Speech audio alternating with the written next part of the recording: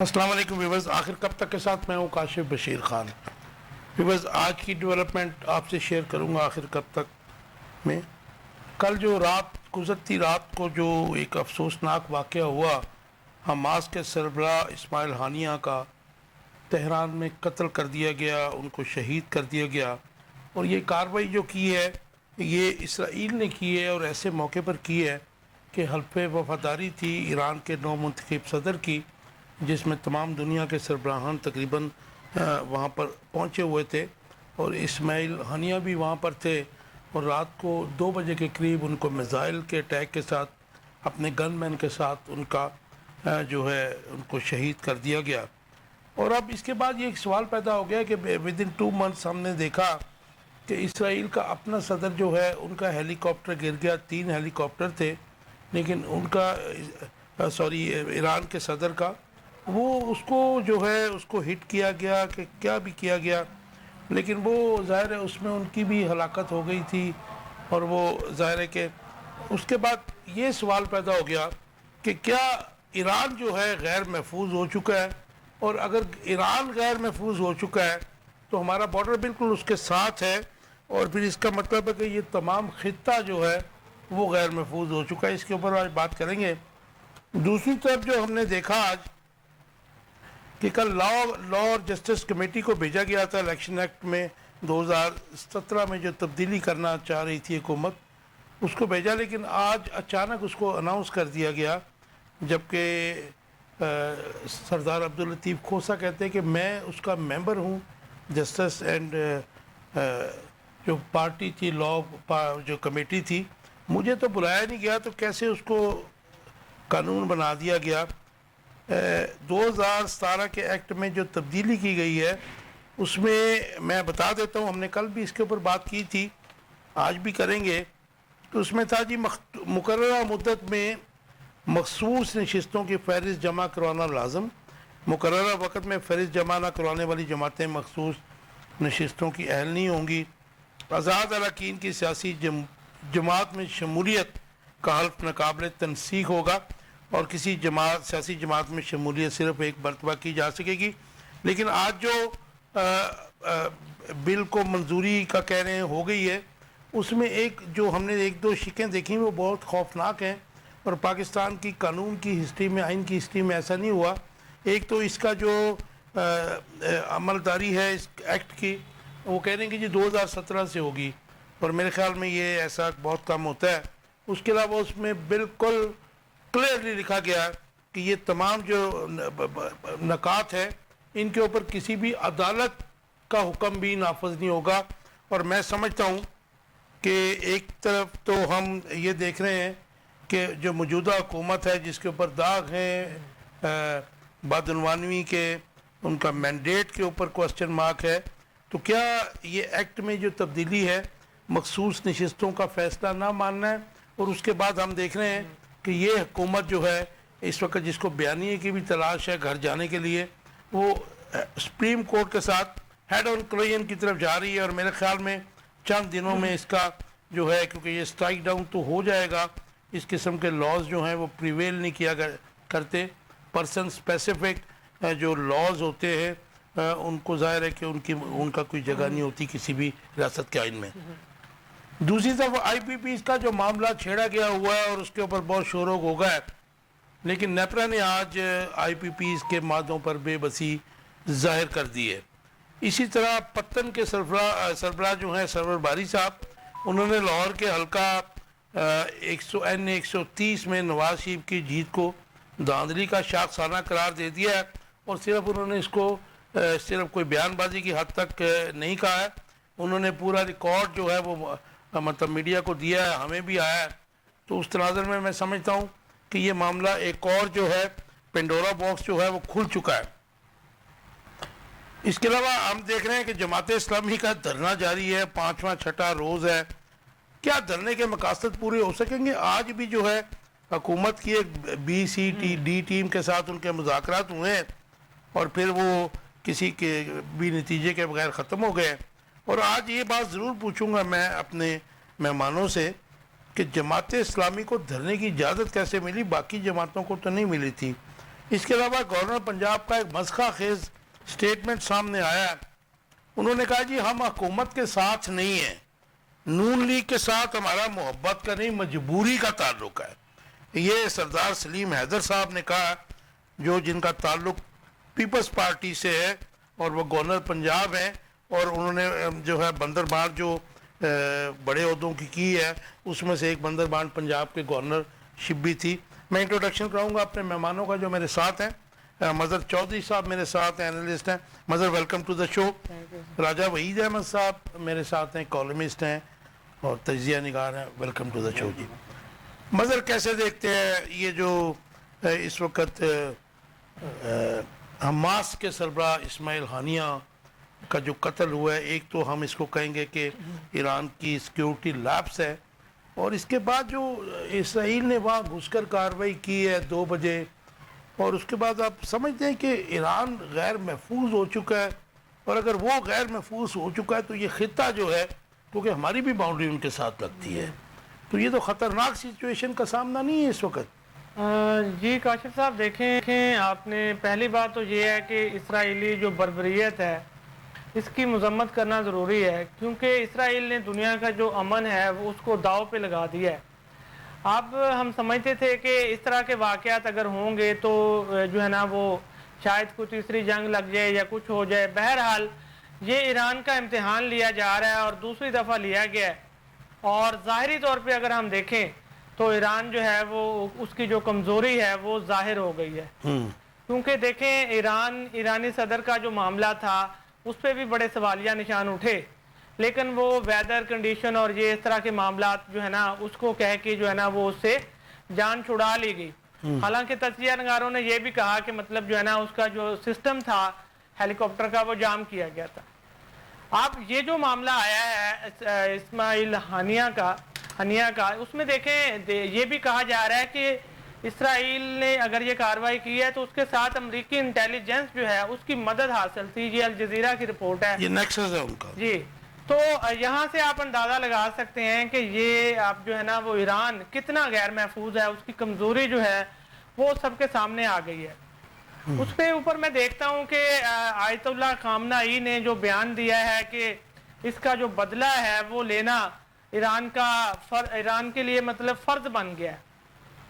تو میں سمجھتا ہوں کہ دیکھیں یہ ایک آپ اس کو وارننگ کہہ لیں, دھمکی کہہ لیں, لیکن اس دھمکی میں دنیا جو ہے نا وہ اس دھمکی سے مرعوب ہونے والی نہیں ہے. اس کی وجہ یہ ہے کہ پہلے تو وہ یہ وضاحت کریں کہ کس کی دھمکی سے آپ کہہ رہے ہیں؟ یہ مطلب جو ہے نا وہ یہ کہا گیا ہے کہ ایران اس کا بدلہ لے گا. نہیں تو ایران نے تو بدلہ اپنے صدر کا بھی تک نہیں لیا. وہی میں کہہ رہا ہوں, یہ تو اس وجہ سے اگر میں اس کو وارننگ کہوں, دھمکی کہہ لیں, لیکن دنیا اس سے مرعوب ہونے والی اس وجہ سے نہیں ہے کہ آپ نے تو ابھی اپنے صدر کا بدلہ نہیں لیا. اور دوسری بات یہ ہے کہ پہلے تو آپ یہ بتائیں کہ آپ کے ملک میں آپ کے جو ایک گیسٹ تھے اس کے اوپر جو ہے نا وہ اس طرح ان کو مطلب جو ہے نا وہ آ کے اگر کوئی باہر سے میزائل حملے کا مطلب نشانہ بنا جاتا ہے تو آپ کی جو سیکیورٹی فورسز ہیں, آپ کی جو دفاعی نظام ہے, آپ کی جو انٹیلیجنسیا ہے وہ کدھر تھی؟ اور اگر وہ اس کو نہیں روک سکتی تو پھر اس کا مطلب ہے کہ آپ جو ہے نا یہ باتیں چھوڑ دیں اور سیدھی سی بات ہے کہ صلح کر لیں, وہ بہتر ہے. کیونکہ آپ نے 35-40 ہزار جو افراد جو ہے وہ مروا دیے ہیں, اور اس کے باوجود آپ کو مطلب جو ہے نا وہ ابھی تک کوئی ایک مطالبہ اور کسی جگہ بھی آپ کو جو ہے نا وہ نظر نہیں آ رہا کہ آپ فتح کی طرف بڑھ رہے ہوں. تو یہ تو بڑھ کے تو پھر ویسے ہی ہیں جیسی صدام حسین کے دور میں ہم نے دیکھا کہ امریکنز جب آئے تھے تو بڑی وہ بڑکیں بہت تھی, لیکن جب وہ آئے تھے تو میں سمجھتا ہوں کہ بالکل ہی وہ ریت کی دیوار ثابت ہوئے تھے. وہ بھائی صاحب کیسے دیکھتے ہیں یہ جو بڑا افسوسناک واقعہ ہے اسماعیل ہانیہ کا جو تہران میں قتل ہوا؟ سیکیورٹی لیپس تو ہے, اور خدا نہ خواستہ ہمارے نائب وزیر اعظم بھی وہاں تھے, ان کو بھی کچھ ہو سکتا ہے. مجھے لگتا ہے شہباز شریف صاحب کو کوئی خبر مل گئی تھی جو انہوں نے کہا میں بیمار ہوں, میں نہیں جا رہا. خان صاحب لاچارگی, مجبوری, شرمندگی, یہ نا اب یہ جو الفاظ ہیں نا ہمارے نصیب میں لکھ دیے گئے ہیں. میں اوورال اسلامک کنٹری کی بات کر رہا ہوں, مسلم امہ کی بات. ہاں مسلم امہ کی بات کر رہا ہوں. آپ تھوڑا پیچھے چلے جائیں تو دیکھیے ایک ایسا ٹائم بھی آیا تھا کہ بہت سارے اسلامی ممالک اسرائیل کو ایکسیپٹ کرنے پہ یعنی کہ قبولیت کی شرف جو ہے نا سن بخشنے کو تیار بیٹھے نہیں ہوئے۔ دیے بخشی بھی ہے جی، نہیں جی کچھ نے یو اے ای نے بھی اس کو مانا۔ مین اگر ہم اسلامی ممالک میں بات کریں تو سعودی عرب جو ہے نا سب سے آگے ہم سمجھتے ہیں کہ ایک جو ہے نا اللہ تعالیٰ نے انہیں ایک بڑی عزت دی ہوئی ہے، ایک مقام دیا ہوا ہے، تو وہ بھی بہت قریب جا چکے تھے اس مسئلے کے نا حل کی طرف ان کی نظر میں۔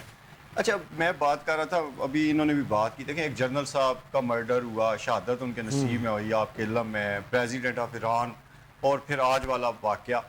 اچھا مذمت جو ہے نا یہ تو ایک چھوٹا سا لفظ ہے، ایک الفاظ کی ہیرا پھیری ہے نا کہ مذمت کرتے ہیں ہم، اس کی مذمت کرتے ہیں۔ دیکھیں کچھ بھی نہیں کر سکتے۔ میں ایران ہی کی بات کرتا ہوں نا، ایران مثلا فار ایگزامپل ایران نے آج سے کچھ عرصہ پہلے جب جو ہے نا حملہ کیا ان کے اوپر، اور اس کا کیا رزلٹ نکلا آپ لوگوں کے سامنے ہے۔ باقی میں آج ایک جگہ پڑھ رہا تھا اور اس میں بھی ساؤتھ افریقہ نے جو ہے نا قرارداد پیش کی مذمت کے لیے اسلام، اس میں سے زیادہ تر جو ہے نا غیر مسلم ممالک بھی شامل تھے جو اس قرارداد کو جنہوں نے جو ہے نا ووٹ دیا۔ اچھا یہ انسانیت کی نا اس وقت توہین ہو رہی ہے، قتل و غارت سارا کچھ۔ اچھا میرے بھائی کہہ رہے تھے کہ ہم سنتے رہے ہیں کہ ہم تیسری جنگ عظیم کی طرف جا رہے ہیں، تو یقین کریں یہ تیسری جنگ عظیم ہی ہے جو اس وقت جو پوزیشن، اور تیسری جنگ عظیم کیا ہے؟ دیکھیں کچھ دشمن ہیں جو سامنے ہیں اور کچھ دشمن ہیں جو چھپ کے وار کر رہے ہیں، اور اس وقت مسلمانوں کی اور ہم لوگوں کی بدقسمتی ہے کہ ہم کسی ایک پلیٹ فارم پہ اکٹھا ہو ہی نہیں پا رہے۔ اگر ہم ایمانداری سے بات کریں تو ہم ہماری مجبوریاں کیا ہے؟ اگر میں فار ایگزامپل میں اپنے ملک کی بات کرتا ہوں تو ہم اس وقت کس کے محتاج ہیں؟ ہم IMF کے محتاج ہیں، ہم USA کے محتاج ہیں۔ اگر سعودی عرب کی بات کرتے ہیں تو ان کی بھی کچھ اپنی مجبوریاں ہیں، اگر دوسرے اسلامی ممالک کی بات کریں تو ان کی بھی اپنی مجبوریاں ہیں۔ اچھا جس ایران کی جو بات ہے، سب سے پہلی بات تو یہ ہے کہ جو ہونے والا حملہ ہے جس میں ان کی شہادت ہوئی ہے، دیکھیں یہ ایران کے اندر سے کچھ عناصر جب تک ملوث نہیں ہے نا تو یہ حملہ اس طرح کامیاب ہو ہی نہیں سکتا۔ میرا پوائنٹ آف ویو ہے، ہو سکتا ہے غلط بھی ہو، میں ایک بات کر رہا ہوں، لیکن ایران میں I do agree with your point of view کہ ظاہر ہے کہ یہ اغیار جو ہیں، اغیار کے دوست ہوتے ہیں، آپ کے اندر ہی ہوتے ہیں سارے، لیکن یہ سچویشن بڑی میں سمجھتا ہوں غیر محفوظ ہو گئی ہے، اور اسپیشلی جن حالات کا ہمیں سامنا ہے، ہم بھی اس وقت دہشت گردی کے سامنا کر رہے ہیں، تو ہمارا بارڈر ہے ان کے ساتھ، اور آپ اگر یہ اس وقت یہاں پہ اس قسم کی کارروائی ہو رہی ہیں، head of the states within 2 months 2 مر گئے، مار دیے گئے، قتل کر دیے گئے، تو پھر ہمارا یہ جو خطہ ہے یہ تو بڑا غیر محفوظ نہیں ہو گیا جی؟ اس میں تو خان صاحب کوئی شک والی بات ہی نہیں ہے، لیکن دیکھیں میں بار بار جو بات کر رہا ہوں نا، لیکن ہمیں سمجھ ابھی تک شاید آ نہیں رہی، ہم سمجھنا نہیں چاہ رہے۔ آپ تمام اسلامی ممالک کو کویت سے لے کے عراق کو دیکھ لیں، شام کو دیکھ لیں، لیبیا کو دیکھ لیں، ایران کو دیکھ لیں، اب ایران کے بعد اگلا ٹارگٹ کون ہے؟ دیکھیں اگر اسلامی ممالک میں اگر پاکستان کی بات کی جائے، ہم کہتے ہیں کہ ہم ایٹمی طاقت ہے نا، لیکن جس پوزیشن میں ہم پہنچ چکے ہیں یا ہمیں پہنچا دیا گیا ہے، یہ چیز جو ہے نا اس وقت ایران سے کم جو ایک ڈینجرس لیول ہوتا ہے نا، اسے کم پہ ہم بھی نہیں ہیں اگر ایمانداری سے بات کی جائے تو۔ ہم اسے مثلا فار ایگزامپل اس وقت جو بلوچستان میں حالات چل رہے ہیں یا جو فاٹا میں حالات چل رہے ہیں، ہم تو جس مصیبت میں پھنسے ہوئے ہیں، ہم نے دوسرے کے بارے میں کیا سوچنا ہے؟ ہمیں پہلے اپنے اوپر نظر ڈال لینی چاہیے۔ رائٹ، آپ کا ٹیک آ گیا۔ ہمیں ابھی جوائن کیا جی مزمل اقبال ہاشمی صاحب نے، ان کا تعلق ہے مرکزی مسلم لیگ سے۔ ہاشمی صاحب ویلکم ٹو دا شو۔ بہت شکریہ۔ افسوسناک واقعہ تہران میں ہوا کل، جی جی حلف وفاداری کی تقریب تھی، دنیا کے بہت سے سربراہان بھی تھے، اس میں رات کو 2 بجے ان کو جو ہے شہید کر دیا گیا، ایک میزائل مارا گیا۔ کیسے دیکھتے ہیں آپ اس کو؟ کیا ایران غیر محفوظ ہو چکا ہے جی؟ بسم اللہ الرحمن الرحیم۔ اس میں کوئی شک نہیں ہے، جس طرح ابھی بھائی جان نے بات کی، مسلم ممالک اوور آل اس وقت غیر محفوظ ہیں، لیکن یہ جو حملہ ہوا ہے، اس حملے کو ہمیں صرف ایک اینگل سے نہیں دیکھنا چاہیے کہ اسرائیل نے حماس کے ایک سربراہ کو نشانہ بنایا ہے اور انہوں نے ان کو ایران کے اندر شہید کر دیا۔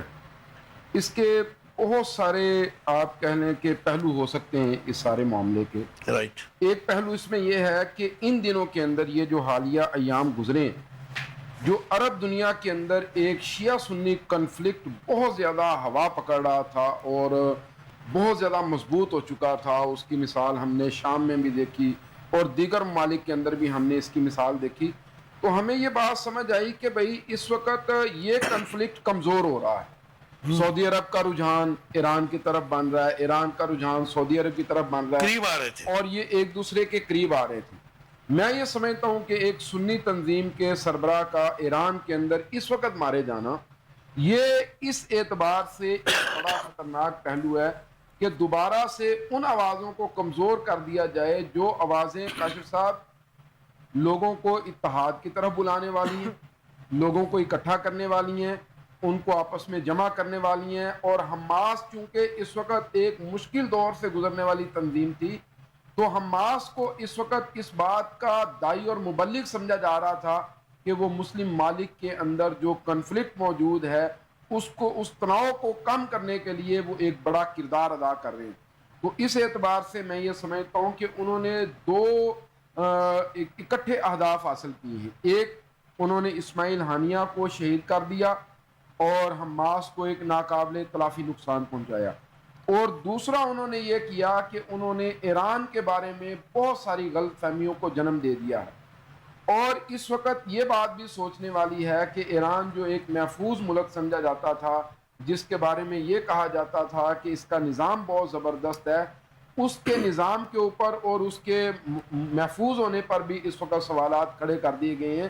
کچھ عرصہ پہلے ان کے صدر کا دنیا سے چلے جانا اور ان کے ہیلی کاپٹر کا تباہ ہو جانا، اور اس کے بارے میں ابھی تک کسی چیز کا واضح نہ ہونا، اور اس کے بعد اسماعیل ہانیہ کا اس طریقے سے شہید کر دیا جانا، یہ سارا کچھ یہ بات بتا رہا ہے کہ ایران کے اندر بھی اس وقت کچھ اور کھچڑی پک رہی ہے، کچھ اور چل رہا ہے، اور کچھ عناصر ایسے ہیں جو ایران کے اندر معاملات کو خراب کرنا چاہتے ہیں۔ تو بہت سوچ سمجھ کے بات کرنے کا موقع ہے۔ اس وقت اتحاد کی بات کرنی چاہیے، مسلم امہ کو جو لیڈرز ہیں ان کو آپس میں اکٹھے ہونا چاہیے، مل بیٹھنا چاہیے، OIC کا اجلاس ہونا چاہیے، ایران کو اس میں بلایا جانا چاہیے، اور اس کے اوپر کھلی تحقیقات جو سعودی عرب کی انٹیلیجنس ایجنسیز ہیں، پاکستان کی ایجنسیز ہیں، ایران کی ایجنسیز ہیں، ان سب کو مل کے کھلی تحقیقات کرنی چاہیے کہ کیا ہوا ہے، کس طریقے سے ہوا ہے، تاکہ کم از کم ایک دروازہ جو اس سارے عمل سے کھل سکتا ہے، اور وہ یہ ہے کہ شیعہ سنی ایک تنازع نئے انداز میں کھڑا کر دیا جائے، یہ تنازع اپنی موت آپ مر جائے، اور کوئی ایسا نقصان مسلمان ملکوں کے اندر اس کے بعد وہ کھڑا نہ ہو سکے۔ اچھا، آپ سمجھتے ہیں کہ جو ابھی واقعات ہم ڈسکس تو کر چکے، لیکن یہ پٹی جو ہے ہماری، ظاہر ہے کہ ہمارے کوئی ایران سے کوئی بہت اچھے آئیڈیل تعلقات ماضی میں نہیں رہے ہیں، آپ کو بھی پتہ ہے، تو اگر یہاں تک اس کے اثرات آ گئے ہیں تو پاکستان جیسے اس وقت دہشت گردی کا شکار ہے، افغانستان سے بھی تعلقات آپ کو پتہ ہی ہے ہمارے، ادھر سے انڈیا کے ساتھ بھی تعلقات، تو یہ پاکستان بھی اس وقت اس خطے میں کیا ریڈ زون میں آ گئے ہیں ہم سب لوگ، کہ کیا خطے میں جو ہو گیا ہے؟ ایسا اس میں بات بہت صاف ہے کہ پاکستان تو ریڈ زون کے اندر بہت دیر سے آیا ہوا ہے۔ جب سے امریکہ اس خطے کے اندر آیا اور ایران اپنا افغانستان کے اندر ایک جنگ شروع ہوئی، تو ہمارے اوپر تو اسی وقت ریڈ سرکل لگ گیا تھا، لیکن ہمیں اس اینڈ سے کبھی ٹھنڈی ہوا نہیں آئی ہے۔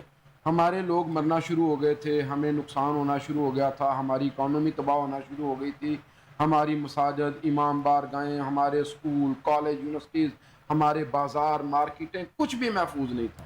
ہم ایک بڑے خطرناک دور سے گزر کے ابھی تو جو ہمیں فی الحال نظر آ رہا ہے وہ ہے سیاسی کنفلکٹ پاکستان کے، یہ ایک تنازع پاکستان کے اندر یقینی طور پہ اس وقت بہت خطرناک ہے۔ تو میں تو اس سارے ضمن میں جو بات کرنا چاہتا ہوں وہ یہ ہے کہ خطرات اس وقت مسلمان ملکوں کو گھیرے ہوئے ہیں، ایران، پاکستان، خود سعودی عرب اسی انداز کے ساتھ، کویت کے اندر مسائل، بحرین کے اندر مسائل، یمن کے اندر مسائل، ان سارے ملکوں کے اندر اس وقت مسائل موجود ہیں۔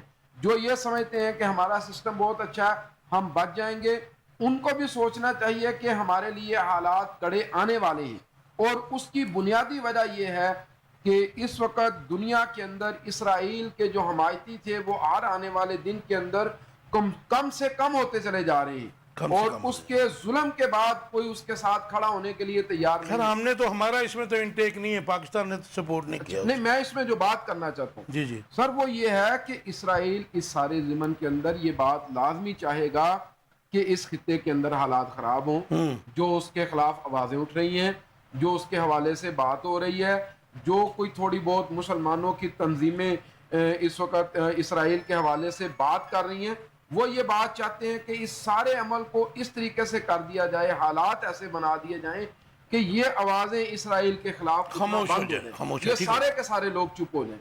تو یہ اتنا آسان معاملہ نہیں ہے۔ میں تو خاص طور پہ پاکستان کی سیاسی قیادت سے یہ ریکویسٹ کروں گا کہ آپ مل بیٹھیں، آپ آپس میں گفتگو کریں، بات چیت کر کے مسائل کا حل ڈھونڈیں، ملک کو آگ کے اندر نہ جھونکیں، بلا وجہ ایک دوسرے کے اوپر الزامات نہ لگائیں، اور اپنے آپ کو بچانے کی آپ کوشش کریں۔ مظہر کیسے دیکھتے ہیں یہ حکومت نے سپریم کورٹ کے فیصلے کے خلاف الیکشن ایکٹ میں 2017 سے تبدیلی کر دی ہے؟ بہت کم ہوتا ہے کہ جو لا بنتا ہے اس کا ماضی سے اطلاق نہیں ہوتا، لیکن یہ ایک ایسا مسخہ خیز قسم کا انہوں نے بل پاس کیا ہے، اور اس کے آپ کو نکات پتہ ہے، بلکہ پاکستان کی ہسٹری میں میرے خیال میں جہاں تک میں نے پڑھا ہے، ایسا کبھی بھی نہیں ہوا کہ کوئی ایسی قانون سازی ہو جس میں بالکل کلیئر کٹ لکھا ہو کہ اگر کوئی جو ہے عدالت کا بھی حکم آتا ہے تو اس کی بھی جو بائنڈنگ ہے اس لا کے اوپر جو ہے بل کے اوپر نہیں ہوگی، یہ پریویل کرے گا، عدالتی حکم نہیں چلے گا۔ یہ ہونے کیا جا رہا ہے؟ کیونکہ یہ میرے خیال میں یہ تو ہیڈ آن کولیجن ہے، اور جس ریاست میں سپریم کورٹ کے فیصلوں کے مقابلے میں پارلیمنٹ کے اس قسم کے فیصلے کیے جائیں جو پرسن سپیسیفک ہوں، تو وہ تو میرے خیال ریاست کا آگے چلنا بڑا مشکل ہو جاتا ہے۔ جی دیکھیں، میں یہ کہوں گا کہ دیکھیں مارشل لا لگائے بغیر، جو ایمرجنسی لگائے بغیر مقتدرہ نے اپنے مقاصد جو ہے نا وہ پارلیمنٹ کے ذریعے حاصل کر لیے ہیں۔ تو اس میں دیکھیں آپ کو جس وقت ہماری جو ہسٹری تھی، تاریخ یہی تھی کہ جو عدالتیں تھیں وہ سرنڈر کرتی رہی ہیں، لیکن اس دفعہ آپ کو پتہ ہے کہ کچھ تبدیلی آئی ہے، اور تبدیلی یہ آئی ہے کہ سپریم کورٹ کے ججز جو ہے انہوں نے مطلب جو ہے نا وہ 8 ججز ایک طرف ہو گئے، اور چیف جسٹس سمیت کچھ لوگ 4-5 مطلب جو ہے وہ ایک طرف۔ آپ یہاں پہ جب حکومت کو اور مقتدرہ کو ناکامی ہوئی، اور تو اس کے بعد پھر ایک ہی حل تھا کہ یا تو مطلب جو ہے نا وہ ایمرجنسی لگا دی جائے، اور یا پھر جو ہے نا وہ اس طرح سے کوئی معاملہ کیا جائے کہ سپریم کورٹ جو ہے وہ اس کا جو فیصلہ ہے وہ اس پہ عمل درآمد ہی نہ ہو پائے۔ تو اس کا بہترین ہے انہوں نے مطلب اپنے طور پہ یہ حل نکالا ہے، لیکن میں تو آپ کو پہلے ہی کہوں گا کہ یہ جو قانون ہے، آئین ہے، اور یہ تو اب چیزیں ہمارے ہاں بالکل ہی ختم ہو کے رہ گئی ہیں۔ نہیں، آپ سمجھتے ہیں کہ اس کو اگر چیلنج تو یہ ہوگا، جی کیونکہ اس قسم کا تو لا جو ہے ہوتا ہی نہیں ہے، ہاں بنتا ہی نہیں ہے، مطلب نیچرل ہے۔ آپ سمجھتے ہیں کہ سپریم کورٹ اس کو سٹرائک ڈاؤن کر دے گی؟ کیونکہ کھوسا صاحب نے یہی کہا کہ یہ لے کے تو جائیں سپریم کورٹ میں، دیکھیں لے ان کا کے حل کیا جائیں کرتے گے، ہیں۔ لیکن دیکھیں میں سمجھتا ہوں کہ دیکھیں اس کی ڈیپینڈ کرے گا کہ اس کو مطلب جو ہے نا وہ کتنے ججز فل کورٹ سنتا ہے۔ اگر اس کے اوپر کوئی بینچ بنتا ہے تو میں سمجھتا ہوں جو ہے نا وہ پھر فیصلہ آ سکتا ہے کہ سپریم کورٹ جو ہے نا وہ اس کو کالعدم قرار نہیں دے گی۔ نہیں، وہ جو مبارک ثانی کے کیس کے بعد ہم نے جو یہ دیکھا ہے کہ قاضی صاحب تو بالکل سائلنٹ ہے، اور ویسے بھی میرے خیال میں ان کا ٹائم تھوڑا رہ گیا، چھٹیاں آ گئی ہیں، اور ظاہر ہے ہم نے کنڈیم تو کیا کہ کسی کے سر کی قیمت نہیں رکھنی چاہیے، لیکن کل آپ نے بھی دیکھا کہ پیپلز پارٹی کے ایک جو ایم این اے نے بڑی اچھی تقریر کی، اس نے کہا جی کنڈیم ضرور کرتے ہیں، لیکن جنہوں نے ایسے فیصلے دیے ان کو بھی تو کوئی پوچھے نا کہ ختم میں نبوت کے سمجھتا اوپر۔ ہوں کہ یہ سر یہ ایک بہت حساس معاملہ ہے، اس کو جو ہے نا اس کے اوپر بات کریں گے، کیونکہ اس کے سیاق و سباق میں بات کرنی چاہیے ہمیں، کیونکہ جس طرح فیصلہ دیا ہے میں آج ہی اس فیصلے کو پڑھ رہا تھا۔ دیکھیں میری بات سنیں مظہر، یہ جو فیصلہ ہے میں سمجھتا ہوں کہ یہ پارلیمنٹ کو مطلب پوری دنیا میں کہیں بھی اس قسم کی آزادی نہیں ہے کہ وہ عدلیہ کے ڈومین میں گھس جائے، اس کے اختیارات کو سلب کر لے اور اس کی تذلیل کرے۔ آپ بھی سمجھتے ہیں کہ یہ اس قسم کی جو قانون سازی ہے، اسپیشلی آپ 2017 سے اس کو لاگو کر رہے ہیں اور صرف اپنے مفادات کے لیے؟ جی یہ بات تو میں کہہ رہا ہوں، دیکھیں یہ جو معاملات ہیں، یہ جو قانون سازی ہے، میں اس کو مطلب دیکھتا ہوں کہ یہ کسی قانون کے تحت ہی نہیں ہے۔ یہ آپ کے سمجھ لیں غیر جمہوری جو طاقتیں ہیں جو ملک پہ اپنا جو رکھنا چاہتی ہیں، اپنا دباؤ، اپنی گرفت رکھنا چاہتی ہیں، مطلب ویسے میں سمجھتا ہوں آپ تھوڑی سی اوور ڈوئنگ ہے۔ ان کا خالق تو اعظم نذیر تارڑ ہے، غیر جمہوری، وہ تو اپنے آپ کو ڈیموکریٹ کہتا ہے، تو وہ ظاہر ہے کہ مطلب وزیر قانون بھی وہی ہے۔ اس کی وجہ یہ دیکھیں دو باتیں ہیں سر، ہمیں دونوں پہلوؤں کو دیکھنا چاہیے۔ ایک پہلو جو یہ فیصلہ آیا نا، اس پہلو میں اگر ہم آئین اور قانونی تقاضے دیکھیں، قانون کے مطابق دیکھیں، تو جو 5 ججز کے جو نکات ہیں، جو اختلافی نوٹ ہیں، ان میں بھی وزن ہے۔ لیکن جو 8 ججز نے فیصلہ دیا ہے وہ انہوں نے عوامی ایک جو مطلب جو ہے نا وہ پریشر کو لیا ہے, عوام کی رائے کو سامنے رکھا ہے, اور جو پارٹی جو ہے نا وہ مطلب سیٹیں لینا ہی نہیں چاہتی تھی اس کو مطلب وہ سیٹیں دے دی ہیں. تو اس حوالے سے اس میں تھوڑا سا یہ چیز نظر آئی ہے کہ جیسے ایک فیورزم جو ہے وہ نظر آیا, اور اس کا مطلب جو ہے نا وہ پھر آگے سے اس طرح سے مطلب جو ہے نا پہلے الیکشن کمیشن کے ذریعے کوشش کی گئی کہ اس پہ عمل درآمد ہی نہ ہو, پھر جو ہے نا وہ یہ حال سوچا گیا کہ چلیں اس طرح ہم بھی کھل کے سامنے آ جاتے ہیں, اگر جو مطلب جو ہے نا ججز کی طرف سے کچھ ججز سامنے آ گئے ہیں کھل کے, تو سپریم کورٹ جو ہے نا وہ مطلب جو ہے اس کا نا مجھے بتا دیجئے نتیجہ کیا نکلے گا؟ نتیجہ میں سمجھتا ہوں, دیکھیں یہ جب تک یہ میں پہلے دن سے کہہ رہا ہوں کہ جب تک مقتدرہ حکومت کے ساتھ کھڑی ہے, حکومت کے سر پہ ان کا شفقت کا ہاتھ ہے, اس وقت تک جو ہے نا وہ میں سمجھتا ہوں پارلیمنٹ جو ہے نا یا حکومت وہی حاوی رہے گی. جی صاحب, یہ جو جس قسم کی قانون سازی کی جا رہی ہے اور عرفان صدیقی جیسے جو ان کے مطلب خوش آمدند ہیں, وہ تو کھل کے کہہ رہے ہیں کہ جی ہم نے تو ڈیسائیڈ کر لیا ہے کہ ہم سامنا اس کو مقابلہ کریں گے, ہم اس کے فیصلوں کو جو ہے نگیٹ کریں گے سپریم کورٹ کے. تو یہ تو کھلم کھلا میں سمجھتا ہوں کہ تذلیل ہے سپریم کورٹ کی.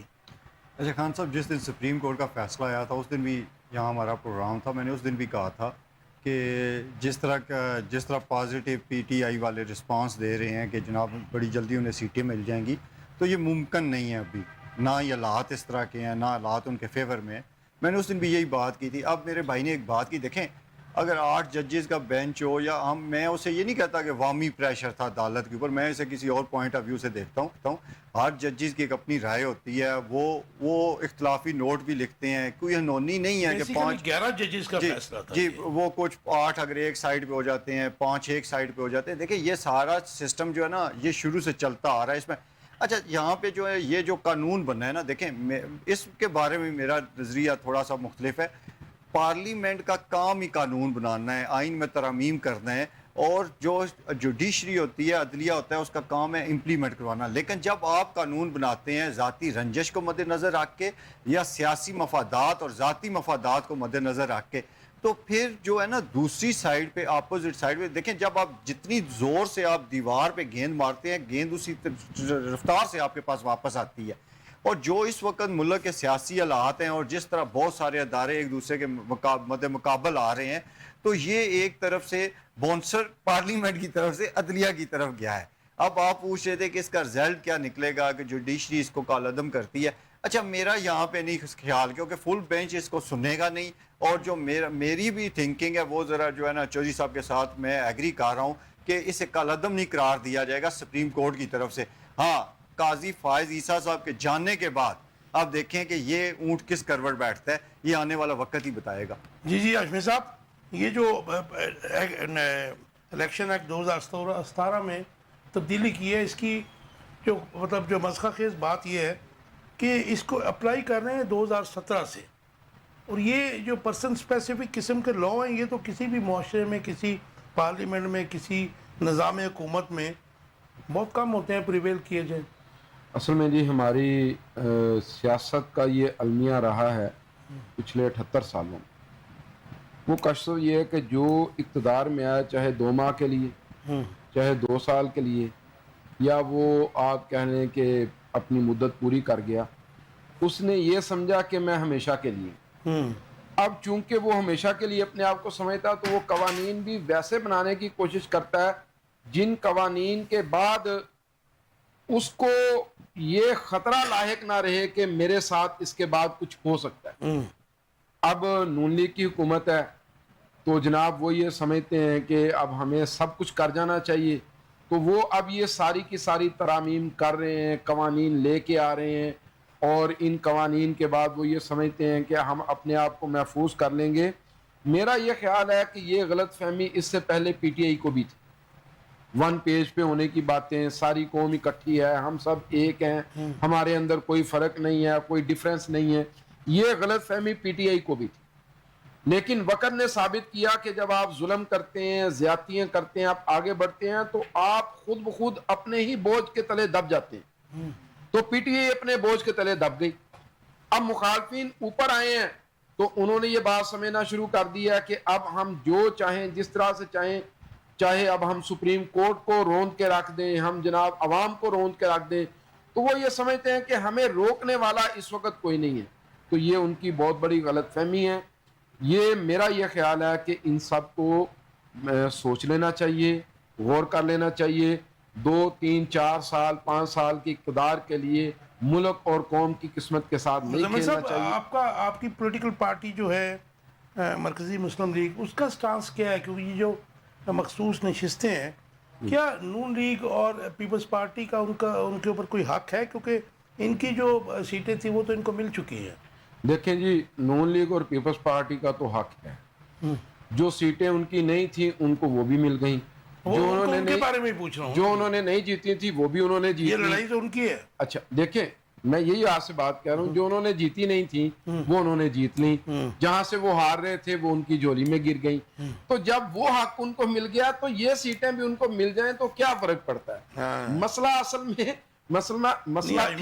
فرق پڑتا ہے نا, 2/3 میجورٹی مل جاتی ہے آپ کو. تو آپ تو تاریخ کے طالب علم, آپ کو تو یاد ہوگا کہ 1997 میں جب 2/3 میجورٹی دلائی گئی تھی تو پھر میاں صاحب نے کیا کچھ کیا تھا. امیر المومنین بننے کے لیے بھی تو آئینی ترمیم تیار کر دی تھی. پھر اس کے بعد میاں صاحب کے ساتھ کیا ہوا تھا؟ میں یہی بات کہہ رہا ہوں کہ مقتدر طبقے کو یہ بات سمجھنی چاہیے کہ کوئی چیز ہمیشہ کے لیے نہیں ہے, ہمیشہ نام اللہ کا رہنا ہے. یہ سارے کے سارے کمزور ہیں. ہمارا سٹانس اس میں یہ ہے کہ جو جس کا حق ہے اس کو ملنا چاہیے. دیکھیں, یا تو آپ کی پارلیمنٹ اس بات کے اوپر قدغن لگا چکی ہوتی پہلے سے کہ بھئی جس پارٹی نے کوئی سیٹ نہیں جیتی اس پارٹی کے اندر شمولیت اختیار نہیں کی جا سکتی. جس نے الیکشن نہیں لڑا اس پارٹی کے اندر شمولیت اختیار نہیں کی جا سکتی. اگر تو یہ قانون موجود ہوتا تو پھر اس قانون کے بعد یہ بات بھی ہو سکتی تھی کہ بھئی مخصوص نشستیں اب ان کو نہیں مل سکتی. اب چونکہ وہ قانون نہیں, اب لوگوں نے ایک پارٹی جوائن کر لی ہے اور اس کے اوپر سپریم کورٹ نے بھی اپنا ایک فیصلہ دے دیا. تو میں یہ سمجھتا ہوں کہ ہمیں اس فیصلے کو جس طریقے سے اس کی تشریح کر دی گئی ہے اس کو قبول کرنا چاہیے, اس کو مان لینا چاہیے. آپ کا مطلب کہ اگر نہ کیا گیا انتشار بڑھے گا. مظہر کیسے دیکھتے ہیں؟ جماعت اسلامی کا دھرنا جاری ہے, لوگوں کی تعداد تو نارمل ہے, آپ کو پتہ ہوگا. یہ دھرنے کے مقاصد پورے ہو سکیں گے؟ کیونکہ آج تو سب سے بڑی بات جو ہے, میں پچھلے 5 دن سے پوچھ رہا ہوں اپنے مہمانوں سے, جواب کوئی نہیں دیتا کہ اتنی سختی میں جماعت اسلامی کو دھرنے کی اجازت کیسے ملی. کیونکہ آج مقاصد پہ اگر ہم آئیں تو نیپرا نے آئی پی پی اس کے معاہدوں پر بے بسی ظاہر کر دی ہے. اور کل جو ہمارے اورنگزیب صاحب ہیں وزیر خزانہ, انہوں نے بھی کہا تھا کہ جی آئی پی پی اس کے معاملے پر کچھ نہیں ہو سکتا. تو آپ کیا سمجھتے ہیں کہ آج بھی مذاکرات ہوئے ہیں اور نتیجے کے بغیر ختم ہو گئے؟ دیکھیں, میں سمجھتا ہوں کہ یہ جو دھرنا ہے نا, اس کے سارے مقاصد تو پورے نہیں ہو سکتے. ویسے ہماری خواہش ہے کہ پورے ہو جائیں, کیونکہ بہرحال وہ جتنے بھی مقاصد ہیں عوامی ریلیف کے لیے ہیں. بہرحال یہ ہے کہ جماعت اسلامی کو کچھ نہ کچھ دے کے بھیجا جائے گا. لیکن وہ طارق فضل چودھری نے آج ان کو کہہ دیا نا جی کہ ہماری وہ ٹیکنیکل ٹیموں کے ساتھ آپ گفتگو کر لیں. جی وہی میں کہہ رہا ہوں نا, کچھ نہ کچھ ایسا وقتی طور پہ جو ہے نا وہ کچھ چیزیں مان لی جائیں گی, اور دھرنے والے بھی جب جو ہے نا اکتا جائیں گے, بارشیں وغیرہ آئیں گی اور موسم اس طرح کا ہو جائے گا, وہ تو ہو رہی ہیں, تو جب سختی ہو جائے گی, جب لوگوں کا جتنے تھوڑے بہت لوگ ہیں ان کا بھی اسٹیمنا جواب دے جائے گا, تو پھر جو ہے نا وہ کوئی نہ کوئی کسی نہ کسی بات پہ ایڈجسٹمنٹ کر لی جائے گی اور دھرنا ختم ہو جائے گا. اچھا, یہ پرسیپشن بڑا میڈیا میں بھی پھیلا ہوا ہے کہ یہ جو, کیونکہ اگر ہم دیکھیں تو میرے خیال جماعت اسلامی کی قومی اسمبلی میں ایک سیٹ بھی نہیں ہے, اب تو نہیں ہے نا جی. یہ پرسیپشن بڑا پریویل کر رہا ہے, ہر جگہ پہ لوگوں میں پھیل رہا ہے کہ جی یہ جو جماعت اسلامی والے ہیں ان کو خود بٹھایا گیا اچھا جی حکومت کی طرف سے. وہ سب سے زیادہ ہوا جو ہے نا وہ پی ٹی آئی والے لوگ دے رہے ہیں, اور اس کی وجہ یہ ہے کہ ان کو خود اجازت نہیں ملی, اور وہ سمجھتے ہیں کہ اگر جماعت اسلامی والے کوئی 20% بھی اپنے مطالبات منوا گئے تو جو ایک مطلب جو ہے نا وہ ایڈوانٹیج جو ہے نا وہ پی ٹی آئی کو ملنا تھا. مجھے کلیئرلی بتائیے گا, جو وہ مطالبات کر رہے ہیں جی کیا وہ مان سکتی ہے یہ حکومت؟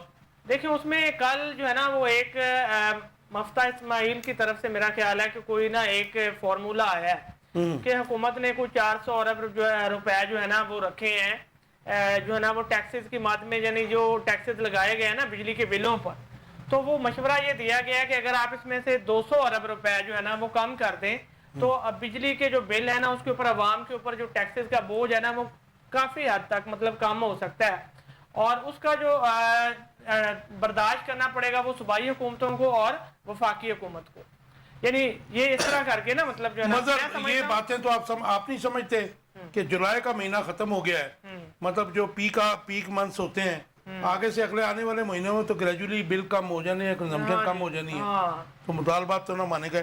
جی رائے صاحب، یہ جو مطالبات اور دھرنے کے مقاصد، اس کے علاوہ اجازت کیسے مل گئی، اور جو ایک پرسپشن ہے کہ ان کو حکومت نے خود بٹھایا ہوا ہے؟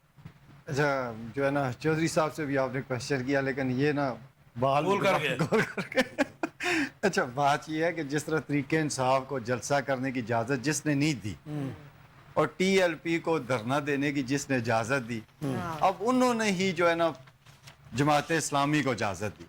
اچھا لیکن یہاں پہ میں تھوڑی سی جو بات کرتا ہوں نا، جہاں تک حافظ نعیم الرحمان صاحب کی ذات کا تعلق ہے، بڑے محنتی کارکن جو ہے نا کارکن ہے، اس میں کوئی شک والی بات ہی نہیں ہے۔ جماعت اسلامی کو کراچی میں انہوں نے دوبارہ زندہ کیا، اس میں بھی کوئی شک نہیں ہے، اور ایک دفعہ پھر جماعت اسلامی میں جان ڈال دیا انہیں، اس میں بھی کوئی شک نہیں ہے۔ اس میں بھی کوئی شک نہیں کہ اگر ماضی میں ہم دیکھیں تو میاں طفیل محمد اور ان سے پیچھے بھی وہ تمام جو جماعت اسلامی کے امیر تھے وہ حکومتوں کے بی ٹی میں بھی رہے، اور اسپیشلی مارشاء اللہ میں بھی وہ رہے ہیں، یہ بھی اس بات کو بھی دیکھیں اس میں کون سی سیاسی جماعت ہے جو نہیں رہی؟ اگر ایک ایمانداری سے بات کی جائے تو پی ٹی آئی کی بات کریں تو وہ بھی رہی ہے، مسلم لیگ نون کی بات کریں تو وہ بھی رہی ہے، پیپلز پارٹی بھی رہی ہے، جماعت اسلامی بھی ہر طرف سے سپورٹ کرتی رہی ہے۔ جنرل مشرف کے دور میں چلے جائیں، میاں نواز شریف صاحب کے اگینسٹ جو پاناما کیس والا تھا اس میں جو رول رہا ہے، یہ ساری چیزیں، اس میں تو کوئی پوشیدہ بات ہی نہیں ہے نا۔ اس کو تو جتنا ہم ذکر چھیڑتے ہیں، ہم بھی خود بھی شرمندہ ہوتے ہیں، پتہ نہیں وہ ہوتے ہیں یا نہیں ہوتے۔ لیکن ایک بات کر رہا ہوں کہ میں اگر حافظ نعیم الرحمان صاحب کی بات کر رہا ہوں تو میں کہہ رہا تھا کہ قاضی حسین احمد صاحب کے بعد جو ایک بیچ میں اس میں ایک گیپ آ گیا تھا نا، وہ انہوں نے دیکھیں آپ بھی باہر بیٹھتے ہیں، ہم بھی لوگوں میں بیٹھتے ہیں نا، ہم کہتے ہیں تھڑے پہ بیٹھتے ہیں، جو ایک شیخ رشید صاحب الفاظ یوز کرتے ہیں، تو اس وقت صاحب ہر جگہ پہ حافظ نعیم الرحمان صاحب کو جو ہے نا ایک تعریف کی جا رہی ہے، اس میں کوئی شک والی بات نہیں۔ عوام کی بات کروں تو اب آ جاتے ہیں جو ان کے مقاصد ہیں وہ پورے ہوں گے یا نہیں ہوں گے، یا بارش میں اٹھ جائیں گے، جس طرح میرے بھائی نے کہا کہ جناب تھک جائیں گے۔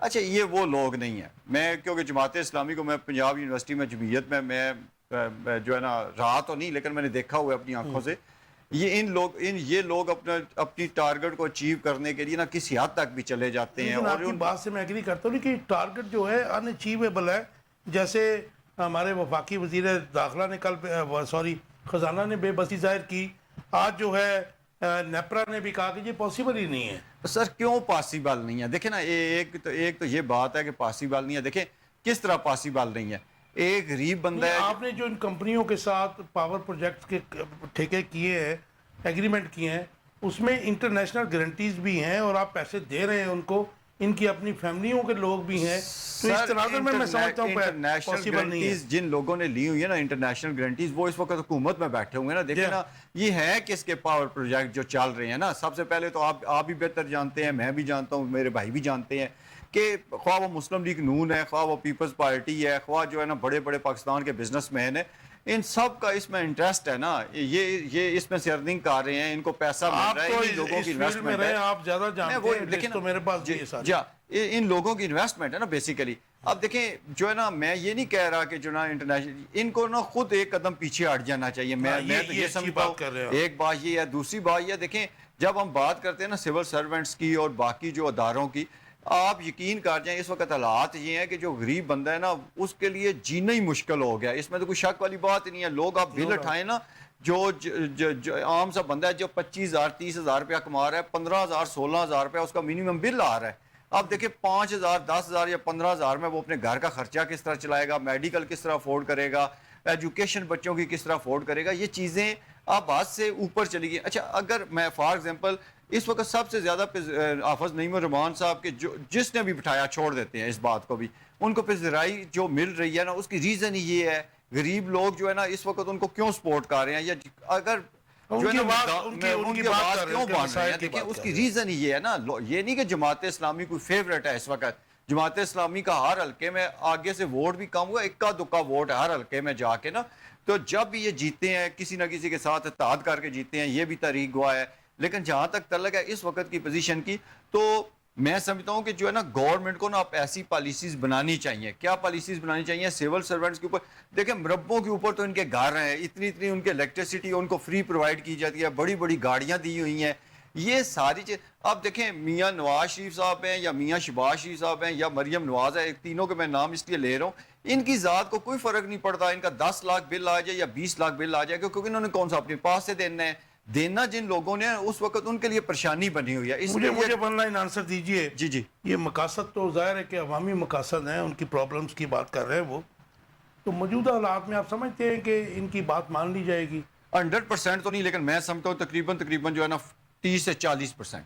بہت بڑی بات ہوگی.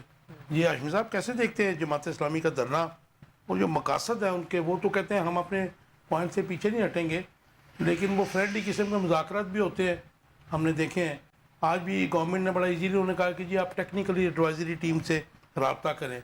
دیکھیں جی, پہلی بات تو یہ ہے کہ میری حافظ نعیم صاحب سے ایک لمبی رفاقت ہے, ایک بڑا لمبا عرصہ ان کے ساتھ میرا گزرا ہے. رائٹ. تو ایک دوستانہ تعلق رہا ہمارا ان کے ساتھ.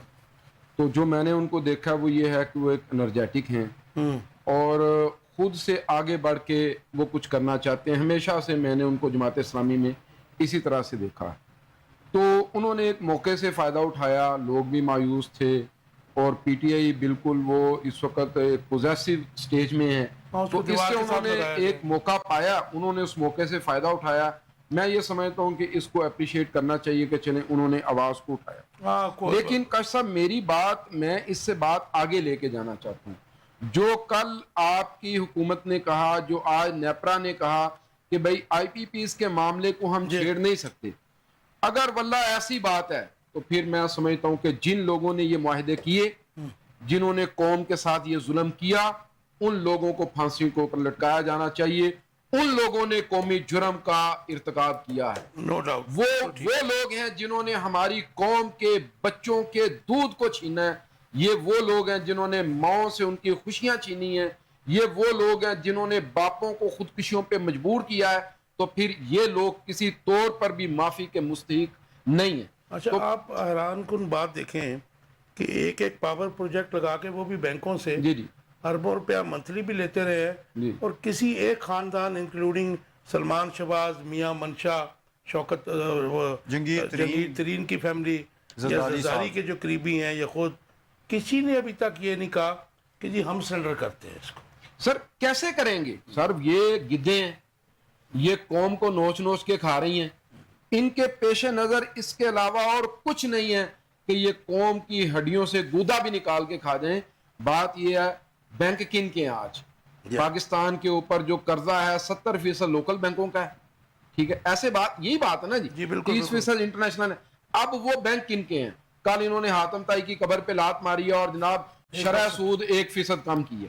اس کے بعد جو 19.5% شرح سود ہے, یہ ملک پہ حکومت کرتے ہیں, ملک کو قرضہ دیتے ہیں, قوم سے سود لیتے ہیں, قوم کا گوشت نوچتے ہیں.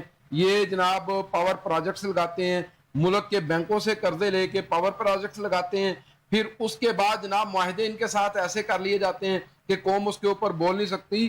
اس سال جو آئی پی پیز کو پیمنٹ کی گئی ہے وہ 2100 ارب ہے. کاش صاحب اگلے سال جو پیمنٹ کی جائے گی وہ 2800 ارب روپے ہے.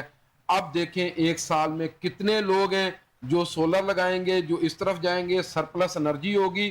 پھر اس کے بعد آپ کو اسی طریقے سے کیپیسٹی پیمنٹ جو ہے اس کو بڑھانا پڑے گا. یہ بڑھتی چلی جائے گی, یہ کم نہیں ہوگی. ان معاہدوں کو ری شیڈول کیے بغیر لوڈ کم ہوگا, ٹھیک ہے جی, ان کی پروڈکشن کم ہوگی, پھر آپ کو پیسے بھی. اچھا خان صاحب میں نا ایک جو ہے نا, ایک تو جو مارک اپ ہے نا وہ اس وقت تقریباً 27-28% ہے. کائبر ریٹ 19-20%. یہ بات یہ بھی صحیح ہے. یہ بات ہے. دوسری بات یہ نا, میں اکثر کہتا ہوں جہاں پہ بھی ہم دوست بیٹھتے ہیں نا, تو میں ایک بات کرتا ہوں, تو میں کہتا ہوں بیسیکلی ہم سب چور ہیں. اس وقت جو پوزیشن چل رہی ہے نا, ہر بندہ اپنی اوقات کے مطابق کر رہا ہے نا. کوئی ہے جو ریڑھی کے اوپر سے صرف ایک مالٹا اٹھا رہا ہے, اور کئی ہے جو پوری ریڑھی غائب کر رہے ہیں. ہمارے لیے نا بڑا آسان. اس کا مطلب ریزن تو وہی ہے نا, رول آف لا نہیں. صرف ایک بات کمپلیٹ کرنے دیجیے. ہمارے لیے سب سے آسان ٹارگٹ ہوتا ہے, مثلا ہم سب نے نام لے لیے, زرداری صاحب کا بھی لیا, جنگیر ترین کا بھی لے لیا, میاں منشا کا بھی لے لیا, نواز شریف فیملی کا بھی لے لیا. لیکن اس میں یہ جو پاور پلانٹ چل رہے ہیں نا، اس میں بہت سارے جو ادارے بھی شامل طاقتور ہیں۔ ادارے ہیں، ان کے لوگ بھی اپنے اپنے حصے کے مطابق اس میں سے شیئر لے رہے ہیں. اس لیے جو بات ہے نا وہ بیسیکلی میں اب اس سے آگے بات کرنی نہیں چاہیے، میں تو یہی نہیں، وہ سمجھتا ہوں. لسٹ اب آ گئی، اب پبلک ہو گئی، اب وہ ہر بندہ پڑھ سکتا ہے، اس میں کوئی چھپانے کی بات نہیں ہے. لیکن آپ کو بھی پتہ ہے کہ امبارگوز کچھ ہے. مطلب لاسٹ کوسچن ہے، ٹائم بالکل 1 منٹ رہ گیا. آج گورنر پنجاب نے بیان دیا ہے کہ ہم حکومت کے ساتھ نہیں ہیں. ہم نے پی ڈی ایم 1 میں بھی یہ دیکھا کہ سب کچھ یہ ملی بھگت تھی، لیکن یہی بیانات آتے تھے. آج بھی یہ بیان آ گیا، اور اس کے ساتھ انہوں نے کہا کہ نون لیگ کے ساتھ ہمارا محبت کا نہیں، مجبوری کا تعلق ہے. یہ کیسا تعلق ہے، مختصراً بتا دیجیے. اور دیکھیں یہ پیپل پارٹی جو ہے وہ ہمیشہ سے ہی ایسا کرتے آ رہی ہے. مطلب جو ہے نا وہ انہوں نے یہ جو سارا عدم اعتماد سے لے کے سارا معاملہ، سارا حکومت سازی سب میں وہ ساتھ رہے ہیں. اور جیسے ہی وہ دیکھتے ہیں کہ حکومت جو ہے نا وہ ڈگمگا رہی ہے، غیر مقبول ہوتی جا رہی ہے، تو اس طرح کے بیانات دے دیتے ہیں. یہ جو ہے نا وہ میرا خیال ہے کہ ان کو زیب نہیں دیتے یہ بیان. کوئن ہے، کوئن کی طرح ہیں، دونوں ایک ہی ہیں. اچھا مختصر جواب. جی سردار صاحب کا جو بیان ہے وہ بالکل حقیقت پہ مبنی ہے اور سچ ہے، اس میں کوئی شک والی بات ہی نہیں ہے. یہ کیسے؟ دراصل جو ہے نا وہ خود، یہ محبت کا رشتہ ہے بھی نہیں، وہ خود نہیں بیٹھے، انہیں ہمیشہ بٹھایا گیا ہے حکومت کے ساتھ. دیکھیں ایم کیو ایم کو بھی کسی وقت پی ٹی آئی کے ساتھ بٹھایا گیا تھا، جب ٹائم آیا اٹھا لیا گیا، جب ٹائم آئے گا تو پیپلز پارٹی کو بھی اٹھا لیا جائے گا. اس لیے ان کی بات بالکل سچ ہے. جی مزمل صاحب، لاسٹ ایک آپ کو. یہ ساری ڈرامے بازی چل رہی ہے، سب کی آپس میں ملی بھگت ہے، سارے مل کے قوم اور ملک کو نوچ رہے ہیں. یہ سمجھتے ہیں کہ اگر یہ ملک نہ بھی رہا تو انہوں نے اس ملک سے باہر اتنا کچھ بنا لیا ہوا ہے کہ یہ اپنی زندگیاں گزار سکتے ہیں. ایسا مسئلہ میرا اور آپ کا ہے. ہمارے بچوں کا ملک مستقبل اس مٹی کے ساتھ جڑا ہوا ہے. ہمیں اس کی حفاظت بھی عزیز ہے، ہمیں اس کا جغرافیہ بھی عزیز ہے، ہمیں اس کا مستقبل عزیز ہے. اس کے لیے آج قوم کو بیدار ہونا ہے اور ہم سب کو مل کے کنسنسس کے ساتھ آگے بڑھنا ہے. اکیلے لڑتے رہیں گے تو کوئی کامیابی نہیں. مزمل ہاشمی صاحب، بہت اچھی بات آپ نے کی. تینوں دوستوں کا بہت شکریہ. ویورز آپ دیکھ رہے تھے آخر کب تک. ہاشمی صاحب نے جو کی، ہم بھی یہی بات کرتے چلے آ رہے ہیں ایز اے جرنلسٹ، کہ قوم کو متحد ہونا ہے. جن مختلف طبقات میں بانٹا گیا ہے، ڈیوائیڈ کیا گیا قوم کو، اس سے باہر نکلنا ہوگا. اپنے جو حقوق ہیں، وہ جو اشرافیہ ہیں، ان سے آپ کو لینے پڑیں گے. پرامن جدوجہد بھی کرنی پڑے گی. رائٹ کے لیے آپ کو لڑنا بھی پڑے گا. امید ہے آپ کو یہ پروگرام پسند آئے ہوگا. آپ کے فیڈ بیک کا انتظار رہے گا. اپنا بہت خیال رکھیے گا. اللہ حافظ.